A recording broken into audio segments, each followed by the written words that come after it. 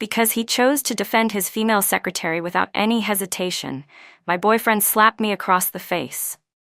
That very day, I immediately asked to break up. No one could believe it. Jason Miller and I had grown up together, and there were only 3 months left until our wedding. He asked me in confusion, "Just because I hit you once that day?" I looked straight into his eyes and replied clearly, word by word, "Yes, just because you hit me." The truth was, Jason Miller's slap came without any warning. In that instant, the wind from his hand tore through the air, and my ears caught a heavy sound, smack, like a water-filled bag dropping from a great height. The left side of my face first went numb, then was overwhelmed by a sharp, burning pain, as if someone were pressing a piece of red-hot iron against my skin. My vision shook violently, and the strands of hair in front of my eyes seemed to twist into distorted, broken curves. I slowly raised my hand and touched my burning cheek. Beneath my fingertips, the skin spasmed with sharp pulses of pain. The man standing in front of me, the man who had once said he would marry me, felt terrifyingly unfamiliar. Jason Miller's palm was still flushed red under the glaring lights of the conference room, which made everything even more blinding. "You hit me?" My voice was so soft it was almost inaudible. His gaze froze for a brief moment, his Adam's apple shifting slightly, but when he saw the reddened eyes of the female secretary, his expression turned cold again. "That's enough," he said in a low, hoarse voice. "Don't embarrass me here." I stared at that familiar yet distant face, unable to stop the tears from falling. His pupils shrank slightly, but in the very next second, the secretary's soft sobbing rang out. "Mr. Miller," Lily Dawson called out shakily. Jason Miller's jaw tightened even more, as if the brief hesitation I had just seen was nothing more than my imagination. "Wendy, I've already told you," he said. "My relationship with Lily is strictly between a superior and a subordinate. Can you stop acting crazy here?" His shout echoed throughout the office area, and the air instantly became thick and suffocating. Jason Miller's roar, the suppressed giggles, and Lily Dawson's hypocritical words of comfort blended together into sharp, piercing noises that stabbed straight into my eardrums. Lily Dawson played with a carefully curled lock of hair, her red lips curving upward as she said softly, "Mr. Miller, don't be so harsh." Then she glanced at me and added, "Look, her eyes are completely red." Turning to me, she continued, "Miss Miller, don't worry. I truly don't have any improper relationship with Mr. Miller." She deliberately emphasized the words, "Mr. Miller," causing several male colleagues nearby to burst into suggestive laughter. "If you want to cry, then go home and cry," Jason Miller said as he loosened his tie. The boy who once fought for me was now looking at me as if I were trash. "Do you think you're still a child? This is a company." I couldn't take it anymore. Amid the loud laughter, I knocked over my chair and ran out. The hallway was blindingly white and chilling to the bone. My cheek burned, but it hurt far less than the sharp pain in my heart, which felt as though it were being torn apart. Jason Miller had always been cold by nature, but being slapped by him in front of so many people was something that had never happened before. More than that, this was the first time in my life that I had been humiliated by someone, right in front of everyone. Jason Miller and I had been friends since childhood. We started kindergarten together when we were about 6 years old. His family and mine had been neighbors for many years, living in adjacent buildings within the same residential complex. I had liked Jason Miller since I was little. During my middle school years, I was often isolated by other girls. There was one particularly malicious boy who mocked me while I stood at the podium, put snails into my backpack, and even stuffed caterpillars into my desk drawer. I cried and went to the teacher. The teacher scolded him, but then laughed and said he did those things because he liked me. I didn't believe that explanation, and he never changed. I told my parents, and when they heard about it, they were furious and immediately wanted to go to the school to confront that teacher. Uncle Miller happened to be visiting our house at the time. As soon as he heard what had happened, he immediately called Jason Miller over and told him that he had to protect me at school. Jason Miller and I were the same age, but because we were placed in different classes, we weren't in the same classroom. He strode quickly toward that boy, stopping right in front of him. Jason Miller grabbed the boy by the collar and yanked him straight up from his chair, The boy stared at Jason in horror, his eyes filled with fear and disbelief. Jason's fists came down on his face like rain, each punch landing with a dull, heavy thud. Seeing this, the boy's friends rushed over, trying to stop him. But Jason was agile, his movements lightning fast. With blow after blow, he knocked them off balance, sending them stumbling and falling, cries of pain ringing out one after another. Before leaving, Jason swept a cold gaze over every one of them, his voice low and forceful as he said, "From now on, if anyone dares to bully her again, don't blame me for not holding back." After saying that, he turned and walked away, leaving the boys so terrified they didn't dare move a muscle. Sunlight fell over him, casting a golden glow around his figure, making him look like a heroic silhouette. From that moment on, I became his shadow, following closely wherever he went. At first, Jason didn't like having a little tail like me around.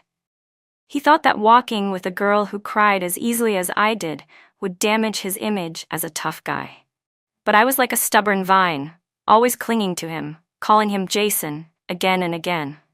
As time passed, his attitude gradually softened, and he no longer disliked me the way he had at the beginning.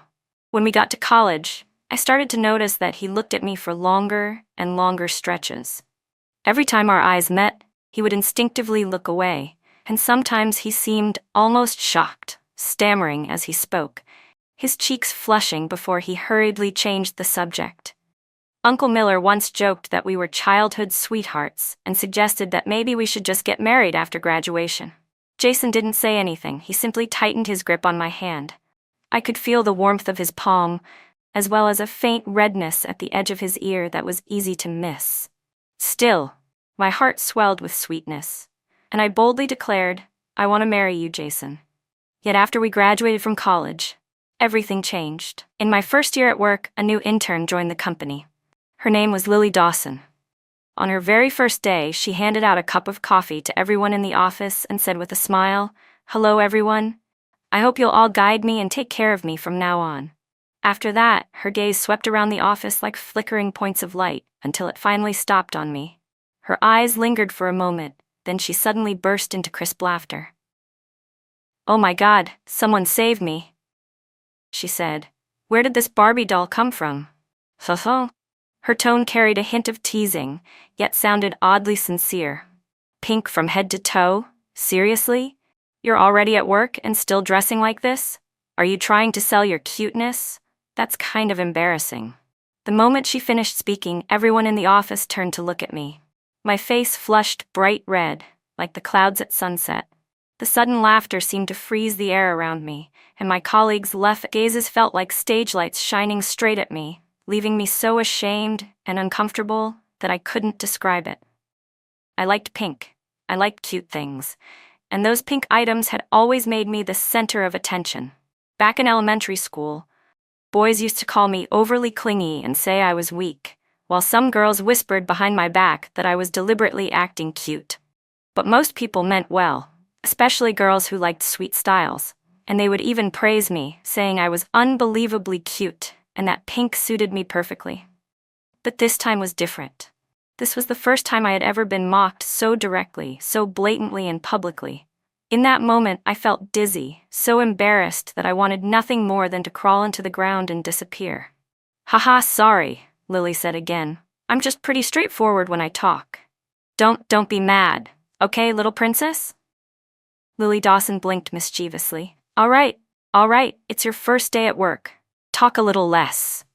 At that moment, Jason Miller's irritated voice rang out. I turned around and saw him frowning at Lily, his expression clearly displeased. "Yes?" Lily raised her eyebrows at him with a provocative look and let out a soft "oh." "The princess's bodyguard is here," she said. "What did you just say?" Jason snapped. "Are you sick or something?" He slammed the table and sprang to his feet in anger. The HR staff hurried over to intervene, pulling him back down into his seat, and then arranged a desk for Lily. I didn't know whether it was a coincidence or deliberate, but the only empty seat in the office happened to be right next to Jason. From that day on, they became desk neighbors. I didn't know when Jason and Lily had started getting close, until one day, without any warning, the strawberry milk Uncle Miller had asked Jason to bring me every morning was replaced with plain whole milk. I stared at the carton of milk in my hand, a trace of discomfort rising in my chest. I hate plain milk the most. Don't you know that? He gently patted my head, his tone casual and dismissive. All right, don't you just like the pink carton on the strawberry milk anyway? You're already grown up, yet you still drink strawberry milk every day. Does that really look appropriate? Drink plain milk from now on. It's better for your health. There was an unmistakable firmness in his voice, leaving no room for argument, mixed with a faint irritation that was hard to pinpoint. Lily Dawson was holding a carton of plain milk herself. When she heard that, she turned around, her eyes and the corners of her lips forming an awkward smile. Sorry, little princess, she said. It's because I like plain milk, so I told Jason to bring this. She smiled in a half-joking, half-serious way, then added, but strawberry milk is so sweet it's cloying. Do you really like that taste, or are you just deliberately acting cute? I gently set the milk carton down on the desk, frowned, and locked my gaze onto her.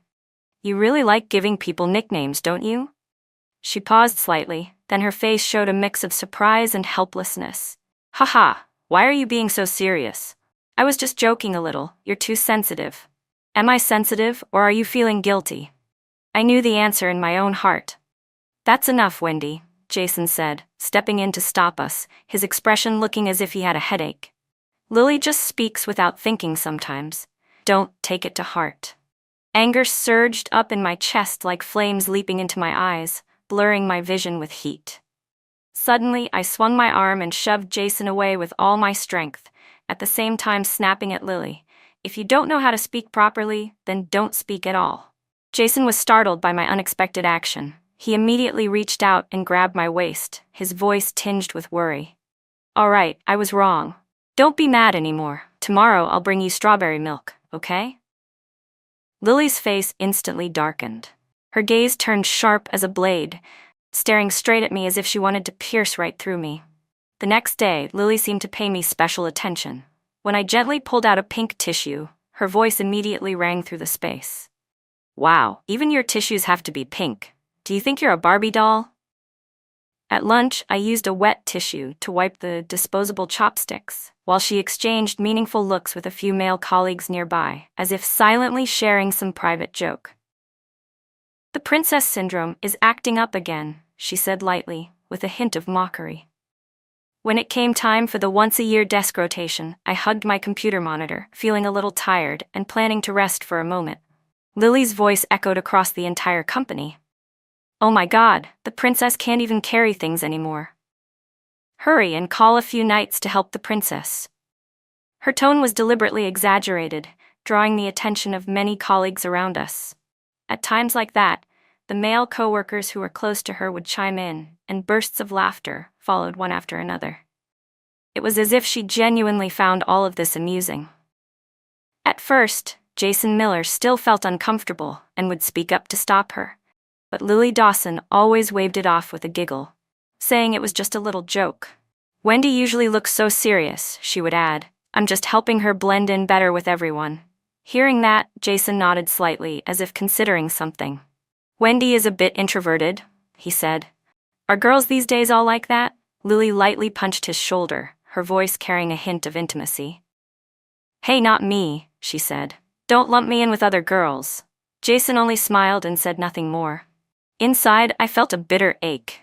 Jason had always thought I was fragile, that I had a bit of a princess temperament. I knew that. Perhaps in the eyes of many men, liking pink, being overly neat, and not being physically strong all amounted to some kind of princess syndrome. Until one day, I truly couldn't endure it anymore. That year, during the Lunar New Year, I traveled to Tampa with my parents. Under the sun, my skin darkened by several shades into a healthy tan. It had happened before. After resting for half a month, my skin would return to normal, so I didn't think much of it. After the holiday, I returned to the company. Under my down jacket, I was wearing a pink sweater. The moment Lily saw me, she suddenly shrieked. Oh my God, Wendy Miller is that dark and still wearing pink? Don't you think that's ridiculous? No, seriously, haha, I'm dying. And you still want to be a princess like this? What kind of princess is that dark? You look more like one of Disney's brown-skinned princesses. She and several male colleagues burst into uncontrollable laughter, but Jason found it amusing too. The corner of his lips curved slightly. In that instant, humiliation and panic surged over me like a tide. My head burned hot, my fists clenched tightly. Amid the mocking laughter, I picked up a cup of water and, without a second's hesitation, splashed it straight onto Lily's face. She froze, then frantically wiped the water from her face. Her carefully applied makeup was smeared by the water, making her look utterly ridiculous. The surrounding colleagues all turned to look, their expressions a mix of shock, curiosity, and awkwardness. "What are you doing? Are you crazy?" she shouted. "I'm sorry," I said, deliberately mimicking her tone. "You're an intern, yet you wear eyelid tape, full foundation, and lipstick every single day. No wonder your performance is so poor. Are you here to work, or just to put on a show?" A few male colleagues who were close to Lily frowned and stepped in front of her. Jason stood at the very front like a wall. He snatched the cup from my hand. "Wendy Miller, apologize immediately," he said in a deep, forceful voice, his gaze carrying an order that couldn't be defied. My eyes began to sting as I stared straight at him. "Didn't you hear how she insulted me just now? She was the one who provoked me first." "That's already over," he replied calmly and firmly. "You've already retaliated. Now you need to apologize for splashing water." His voice was so composed, so resolute, it felt cold. "If you're wrong, you have to admit it. Don't be stubborn like a child." Then he softened his tone slightly. "Just apologize. Lily won't take it to heart." I let out a cold laugh, the corner of my lips lifting in mockery. "Get lost." Jason's eyes widened. His hand swung out and a sharp slap landed squarely on my face. If I fought back, he fought back too. After a long moment, I raised my head and looked straight into his eyes, enunciating every word clearly. "Jason Miller, let's break up." That day, I didn't stay late at the office anymore. I went home immediately. The moment I stepped through the door, I was like a storm tearing through the room. I overturned the bookshelf, the wardrobe, and the storage cabinets, leaving the entire room in chaos. I found a large cardboard box and gathered up every single gift Jason Miller had ever given me since I was little. All the way up until I grew up, without a second thought, I threw each item into the box one by one. The cardboard box gradually filled up. I made sure I hadn't missed a single thing. Hugging the heavy box to my chest, I rushed downstairs and dumped all the gifts and memories straight into the trash. When I finished everything, my parents still hadn't come home. I called my mom. "Hello, Mom." "Sweetheart, what's wrong?" "When you get home," I said calmly, "tell Uncle Miller and Aunt Miller that Jason Miller and I have broken up and the wedding is canceled. There is no wedding anymore. Starting today, don't let Jason Miller step into our house even once. Tell him to stay as far away as possible." When my mom got home later, she was both worried and furious when she saw the handprint still clearly visible on my face. I told her everything that had happened during this time. As she listened, the veins on her forehead twitched uncontrollably. She immediately turned around and went next door to knock on Jason Miller's door. His mother hadn't even understood what was going on yet, when my mom, without any hesitation, told the entire story from beginning to end. How hard he had slapped me, how that intern had verbally bullied me for so long while he turned a blind eye, how he had laughed along when they mocked me, and how in the end, he had stood on her side to protect her. Jason's mother's face turned from pale to ashen. Our two families had lived in harmony for so many years, yet today, because of me, a deep rift had appeared. Still, my mom never blamed me. She only gently stroked my head. "Our Wendy must never be bullied by anyone. No matter what you decide, your father and I will stand by you." All the grievance and sorrow I had suppressed for so long burst out in an instant. My nose burned, and I hugged my mom and cried uncontrollably.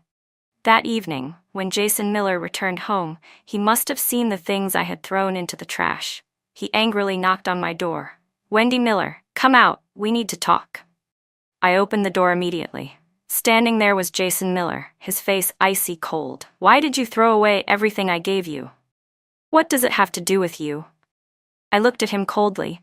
The handprint from that morning was still clearly stamped on my face. He hadn't held back at all. Half of my face was bruised and swollen, the marks of his fingers starkly visible, not fading but growing worse with time. Jason's expression changed. He stood there in a daze, staring at the injury on my face. After a long while, he said in disbelief, "Why is it this serious?" As he spoke, he reached out, intending to touch it.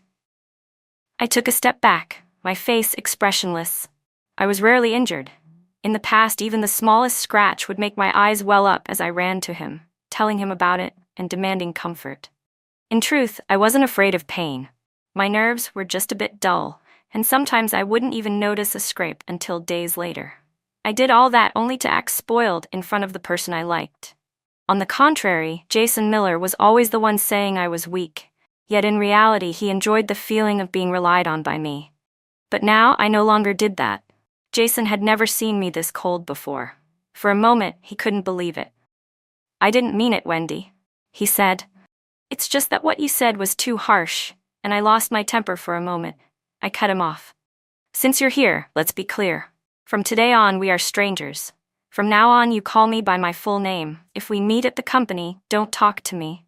And like tonight, never come knocking on my door again." After saying that, I moved to close the door. Jason Miller grabbed my wrist, his eyes locked onto mine, emotions surging between affection, anger, and confusion. "Is it really to this extent, Wendy Miller? Just because I slapped you? I can apologize, isn't that enough? Don't you think you're being too much? Why has your temper become so bad?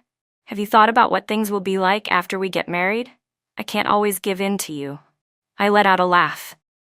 "Jason Miller, do you not understand human language? I've already broken up with you. There is no after anymore. Do you understand? Breaking up doesn't require your consent." "Wendy, why are you like this?" he asked, forcing down his anger. "Just because I hit you once when I lost my temper?" "Yes," I said, enunciating every word clearly. "Just because you hit me." "If you insist on this," he said coldly, "then do whatever you want." Jason Miller was so angry that he actually laughed. He turned around and walked away. The door behind him was yanked shut with force, the loud bang echoing through the empty house. The next morning, the atmosphere in the company seemed to carry an unusually sweet undertone. Jason Miller and Lily Dawson stood together in front of everyone and officially announced that they were dating. That single sentence was like a stone thrown into a calm lake, stirring up wave after wave. I stood among the crowd, my heart completely unmoved. Thinking back, perhaps everything had been foreshadowed long ago. Lily Dawson hadn't been at the company for very long, but her straightforward personality helped her quickly blend in with the male colleagues. They often gathered in the break area, chatting and laughing loudly, and Lily was always the center of every conversation. In contrast, she barely interacted with the female colleagues at all. She once said casually, "Oh my God, I just like hanging out with guys. It's less tiring with them.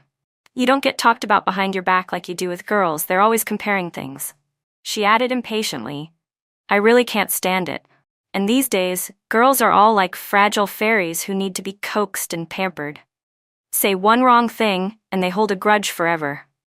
I don't get along with that type. It's much more comfortable being around men." Those blunt, knife-like words made the female colleagues gradually keep their distance from her.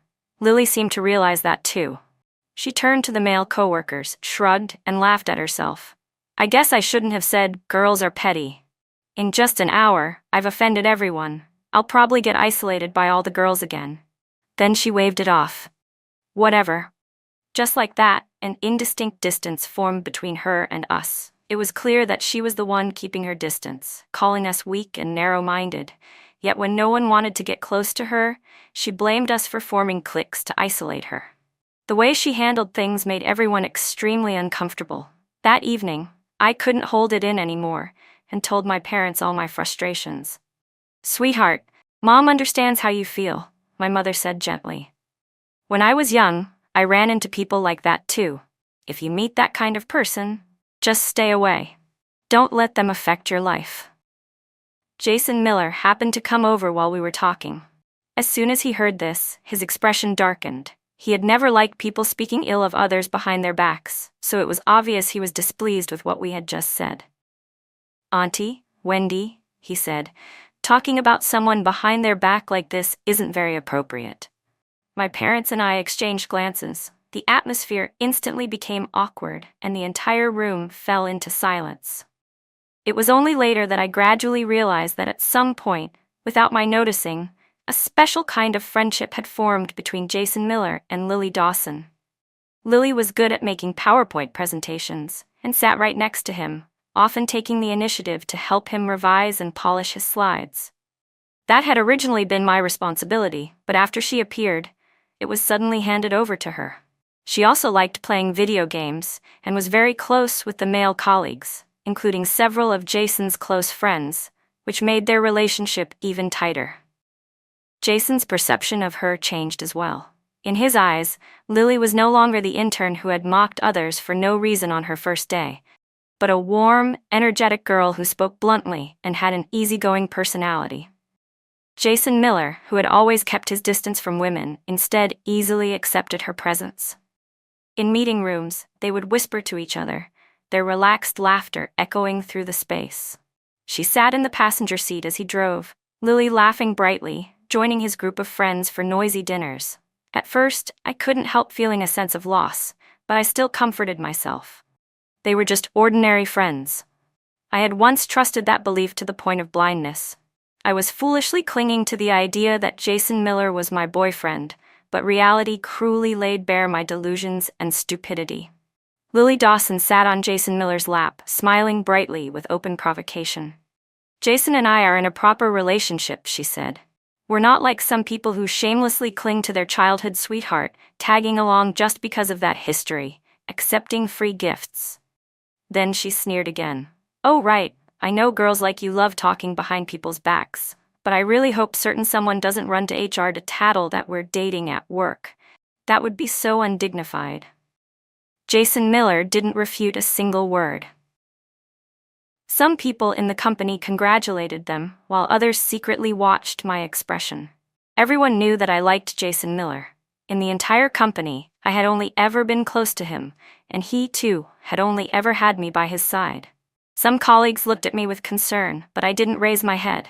I just focused on my work. The atmosphere became awkward for a while. Jason let out a cold snort and looked away from me. After that, their relationship grew increasingly intimate. At lunch, Lily Dawson would take off her hair tie and put it around his wrist, telling him not to take it off. At work, they would secretly kiss in the stairwell. During lunch, she would take the fried chicken from his tray, and he would smile helplessly, indulging her. After work, they would leave the company hand in hand, looking like a deeply enamored couple. I had once liked him. At first, I felt uncomfortable, but later, I got used to it.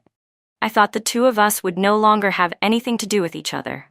Until one day, after I got off work, Jason Miller stopped me right outside the company gates. His voice was low, his eyes complicated, seeming both angry and pleased at the same time. "Wendy Miller," he called my name heavily, his gaze so complex that I couldn't tell what he was thinking. "Lily took sick leave today," he continued, looking at me, but for a moment I didn't understand what that had to do with me. Jason asked bluntly, "What did you say to her?" "Bookmark, go back." I froze for a second, then answered curtly, "What could I have said?" I've never initiated a conversation with her. I don't like gossiping, especially not with someone like Lily Dawson. Even looking at her one extra time annoys me. If she hadn't been picking fights with me all this time, I wouldn't have bothered saying a single word to her. "So what exactly could I have said?" Jason's eyes were filled with suspicion as he pressed on. "I took her home last night and she was fine. This morning she suddenly asked for sick leave. When I called to ask, she cried and said she was sorry, told me to ask you not to be angry anymore. Tell me the truth. What did you say to her? Did you hit her?" "No. Are you sick?" I snapped. I didn't want to argue with him anymore. I gently pushed him aside and turned to leave. But immediately, a strong force yanked my arm back. Jason tightened his grip around my wrist, his eyes sharp like a hunting leopard as they locked onto me.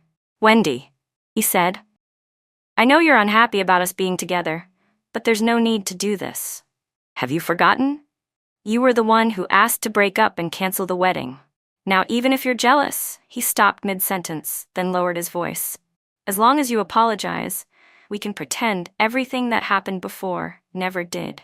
We can still get back together." His voice was urgent, as if anxiously waiting for me to change my mind. I couldn't take it anymore and screamed, "Are you crazy? Let go. Who do you think you are to demand an apology from me? I already told you. I didn't do anything. You can date whoever you want. I even wish you happiness. Even if the two of you have 10 kids, I couldn't care less. Let go." Jason's face darkened as he glared at me, his hand still refusing to loosen. Just as I was about to struggle free, a hand gently rested on his arm.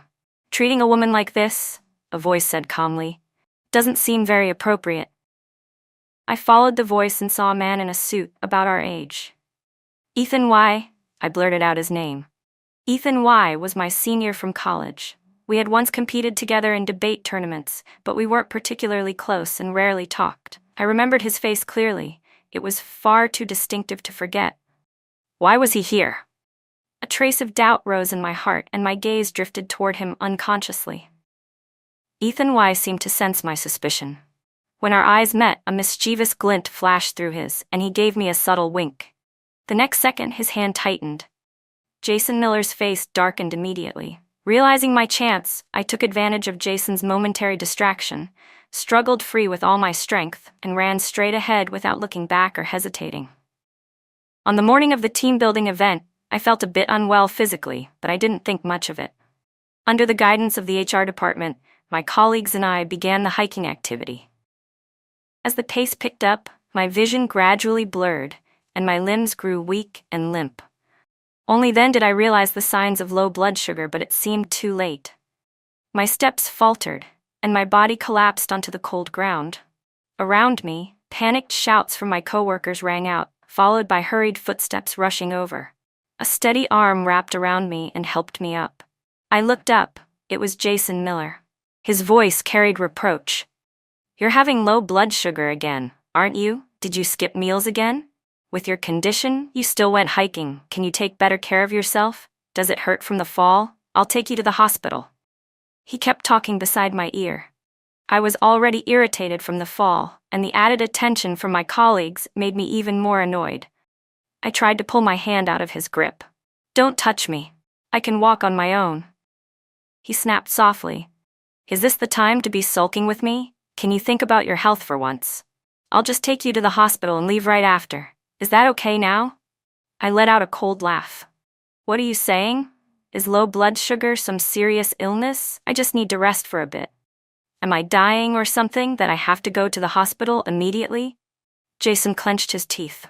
After a moment, he forced out a few words through gritted teeth. "Do you have to be this unreasonable?" I looked at him calmly. "If that's what you think, there's nothing I can change."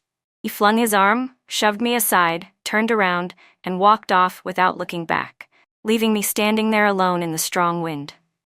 In the end, the HR manager couldn't put her mind at ease and insisted on taking me home. When my mom heard that I'd had low blood sugar, her brows knitted tightly, and she firmly made me go to the hospital for further checks. Not wanting to worry her, I obediently went along. The hospital that day was unusually quiet. The main lobby was nearly empty, with only a few people scattered around. My gaze swept inadvertently toward the waiting area, where I saw a man sitting. It was Ethan Y.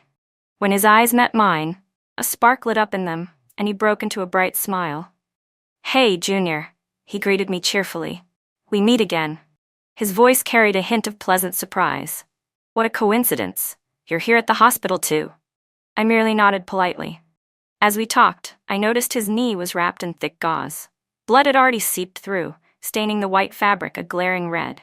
He seemed to notice my gaze, lowered his head to look at his knee, and scratched his head a little awkwardly. "Oh, this? I had a small accident while driving today. It's nothing serious, just a superficial scrape. What about you? Are you okay?" The blood soaking through the bandage made me slightly uncomfortable, but my attitude toward Ethan softened unconsciously. "I'm fine. It's just mild low blood sugar. You should get some rest." Ethan nodded vigorously and smiled brightly, not looking like an injured person at all. In the days that followed, because I was dealing with low blood sugar, along with irregular menstrual cycles, and Ethan had his knee injury, every time we went to the hospital, we would coincidentally run into each other at the entrance. As time passed, the unfamiliarity between us gradually faded and we became closer. Ethan Way was an easygoing, gentle person. He seemed to have been born knowing how to make others feel at ease.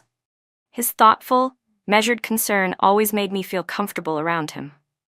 One day, as he sat on the hospital bed, his eyes carrying a hint of shyness, he said to me, "Junior, I think our relationship might be able to take a step further. What do you think?" I froze in surprise and hurriedly waved my hands in refusal. No. But he wasn't discouraged by that. A week after neither of us needed to go to the hospital anymore, he began coming to my company every day after work. Sometimes he showed up holding a bouquet of flowers.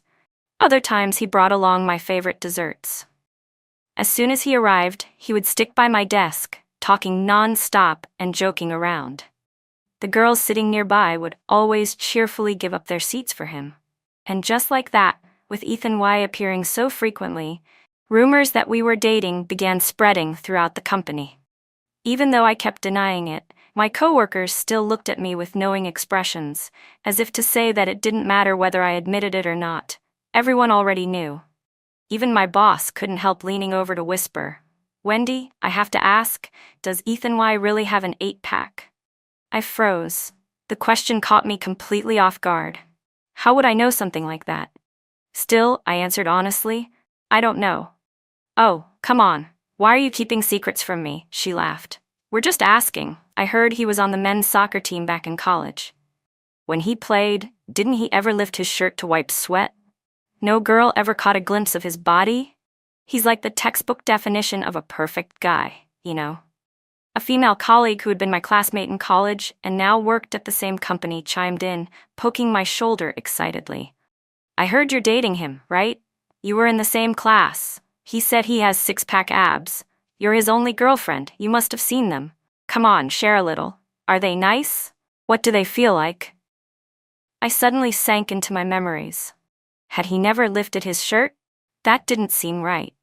I remembered that back in college, he often complained about the heat and would occasionally tug up his shirt to wipe sweat. Thinking carefully, it seemed like there had been a few times when I'd glimpsed the outline of his abs. I murmured unconsciously, "I think he does, but he's pretty skinny." Now though, I'm not sure. Before I could finish my sentence, she shrieked, "Oh my God, you really kept that all to yourself." "Don't yell, lower your voice," I said hurriedly. "I only saw it from afar a few times." No, there's nothing between us. Really, there's nothing." I quickly reached out to cover her mouth.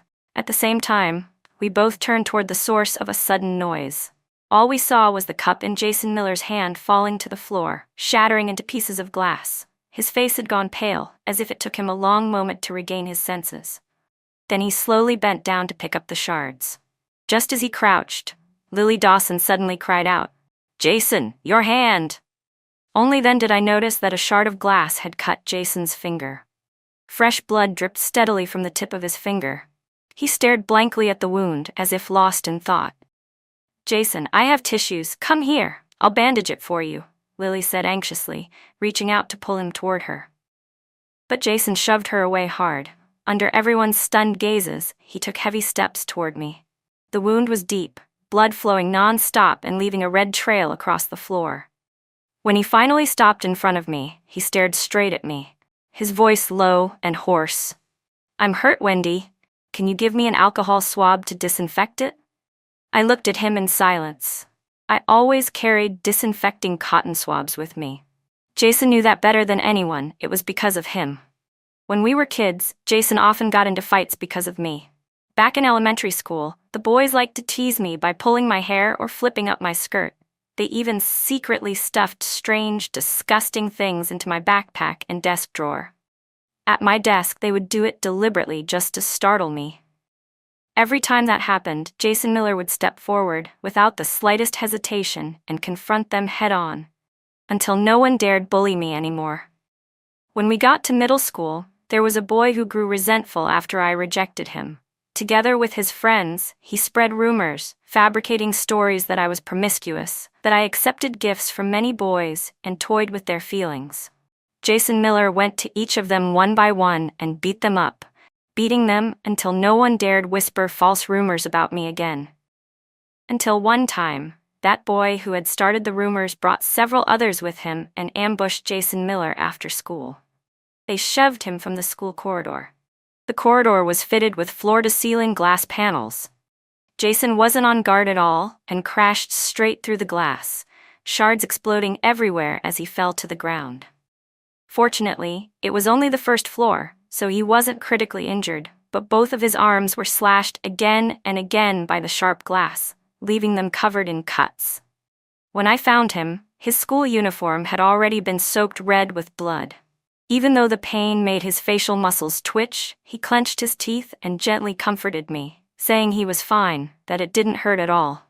My vision blurred with tears.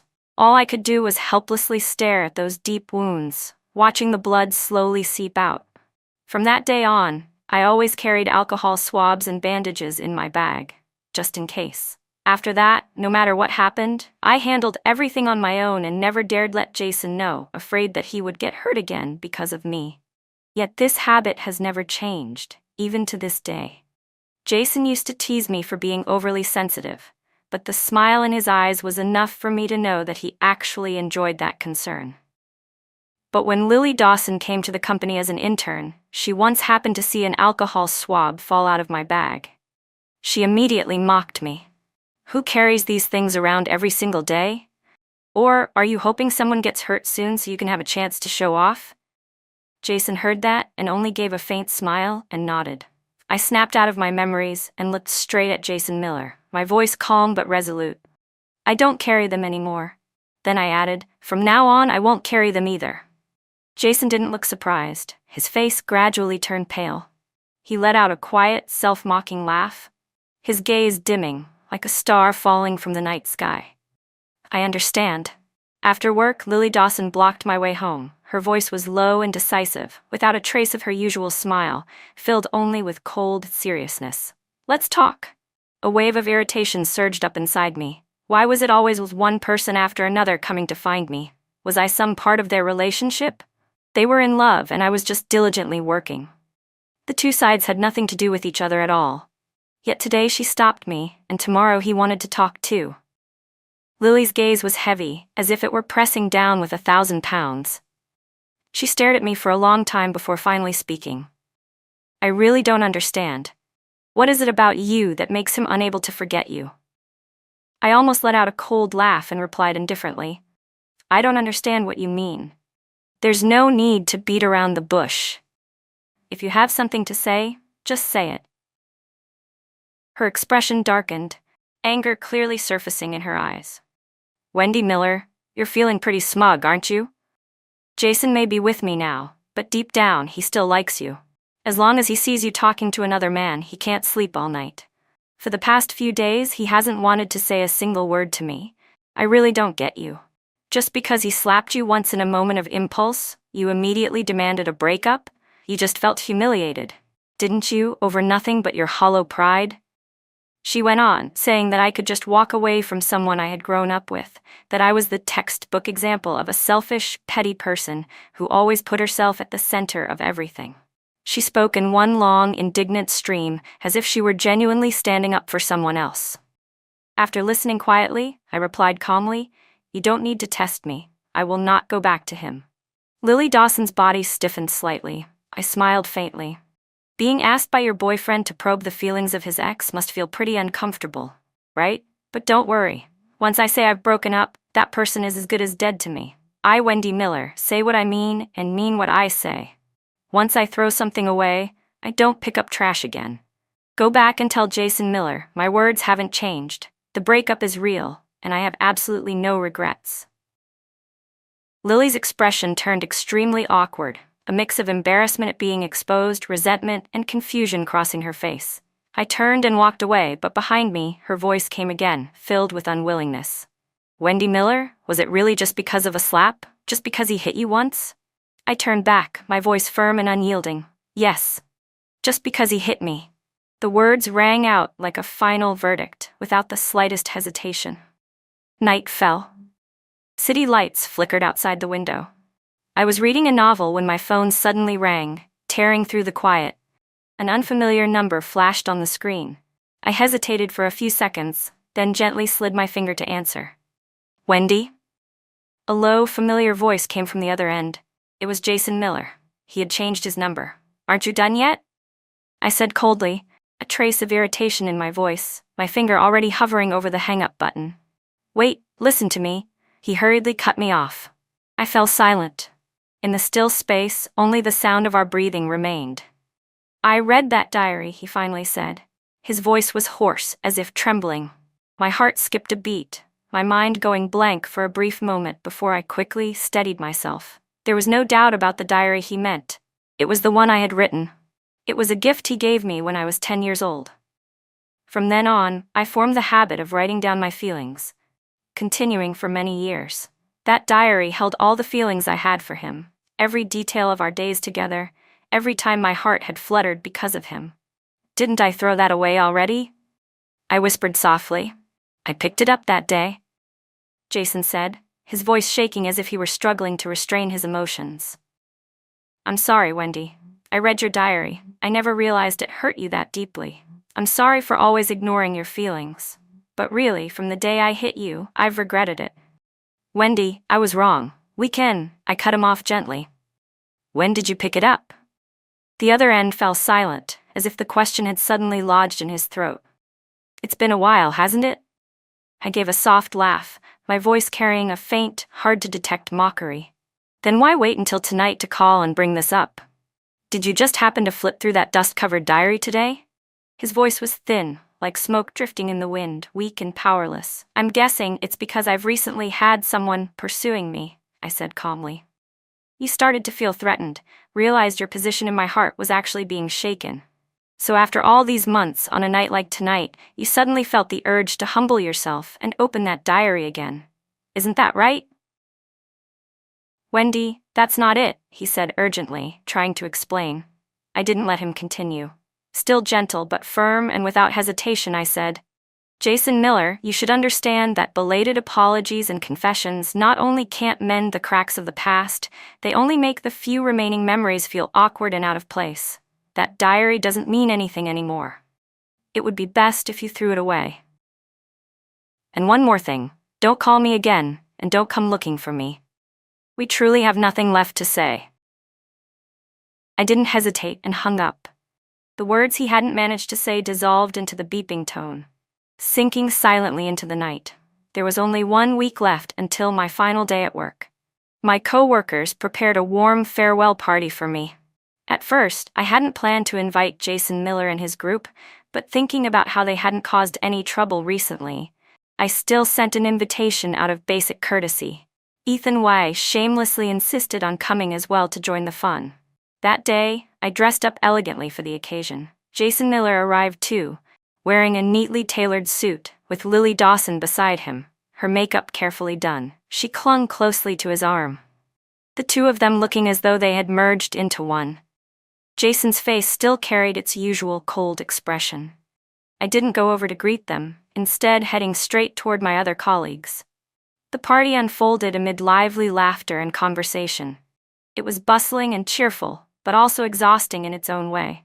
Halfway through, I stepped out alone onto the balcony to catch the night breeze and find a bit of peace.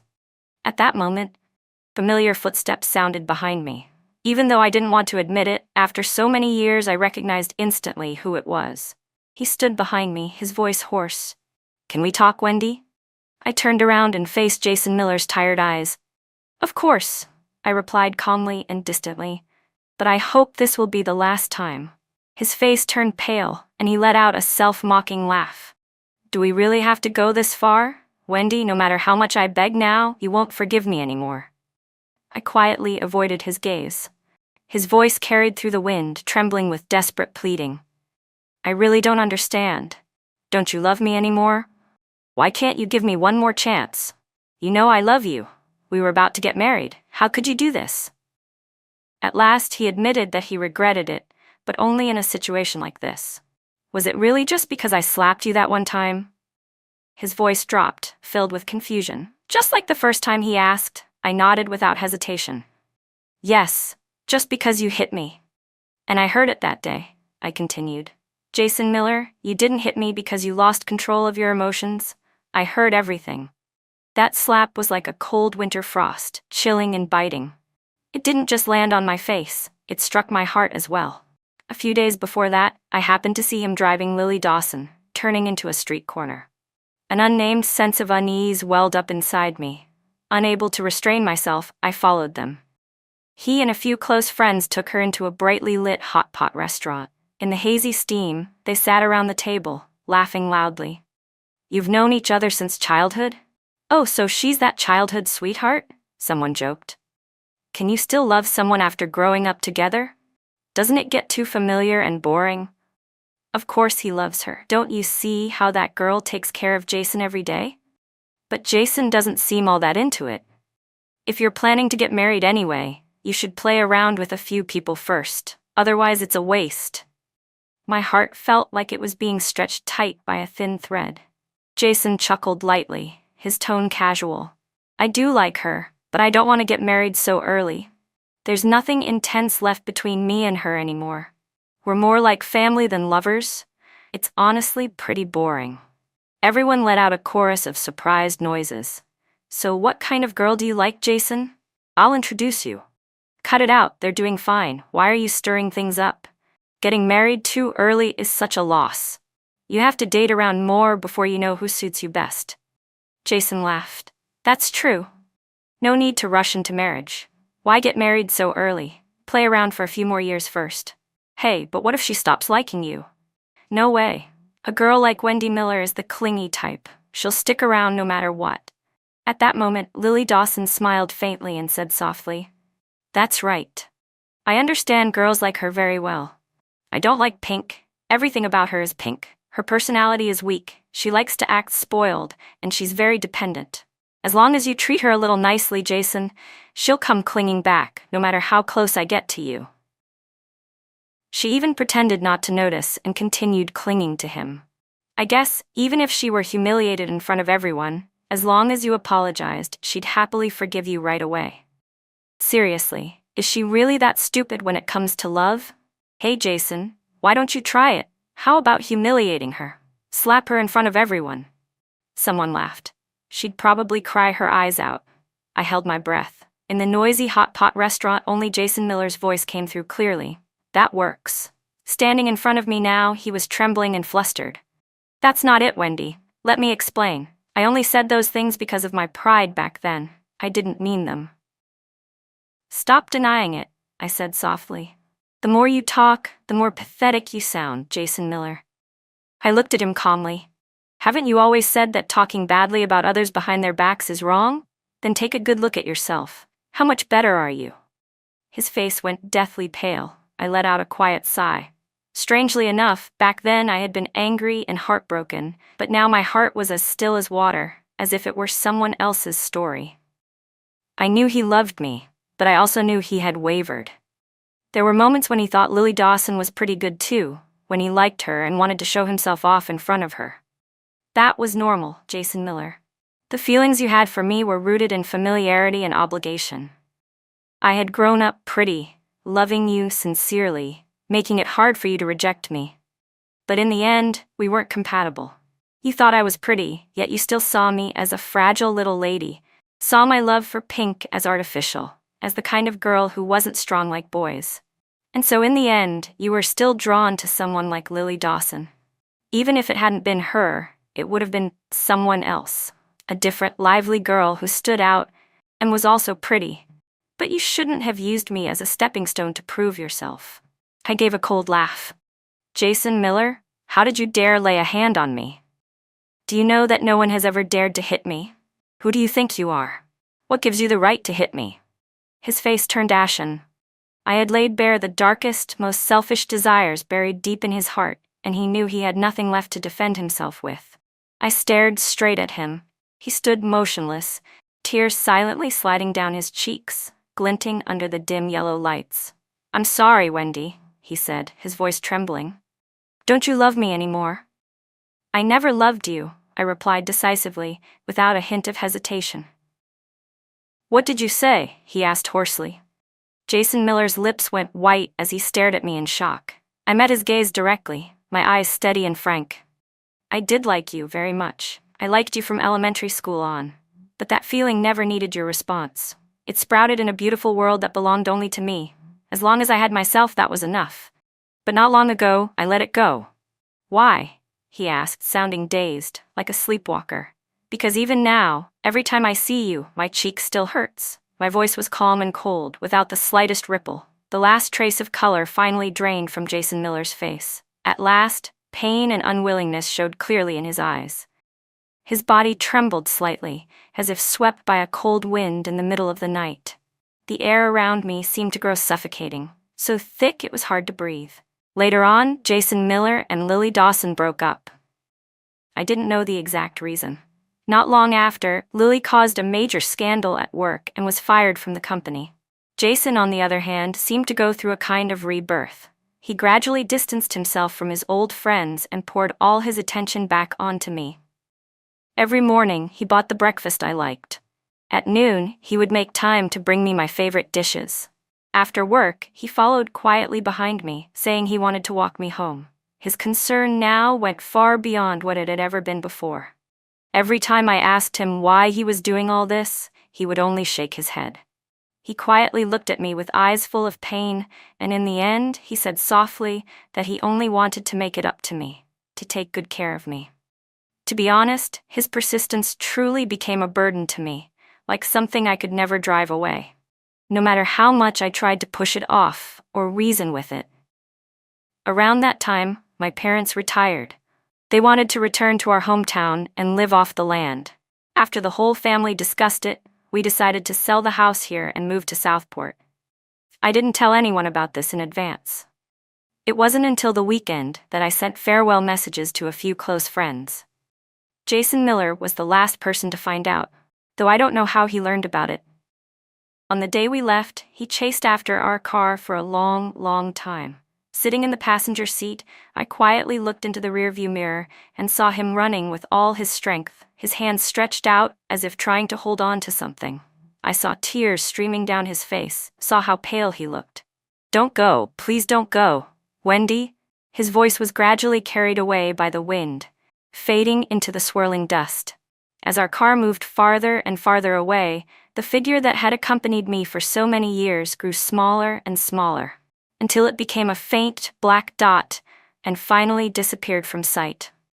Later on, I occasionally heard bits of news about Jason Miller from former neighbors. Some said he had fallen into decline, drifting through his days in a daze. Others said he let himself go, changing girlfriends as easily as changing clothes. There were also those who said he had completely changed, working day and night without rest. I no longer cared. After arriving in Southport, I took the civil service exam and passed. Carrying my aspirations with me, I stepped into the future. Unexpectedly, Ethan Y's hometown was also in Southport. After meeting me again, he actively and warmly pursued me. During the first 2 years after I moved there, every year on my birthday, an anonymous package would arrive right on time. Sometimes a Labubu doll I had once mentioned online, other times the fresh dark chocolate I liked. I accepted them all but never touched them, letting them lie quietly in a corner of the storage room. By the 3rd year, Ethan Y and I registered our marriage. At his request, we made our relationship public on social media. From then on, those yearly gifts stopped arriving. On my wedding day, I received an anonymous message. "Wendy, you must be happy." I turned off my phone, linked arms with my father, and took 3 steps forward toward the groom. The story between Jason Miller and me had long since ended. The laughter and tears of those years had all turned into ashes, carried away by time, scattered to the wind. As for the story between Ethan Way and me, it was only now that it began, slowly and gently. What does it do to a heart to be loved only when it's convenient? Love and Lies story.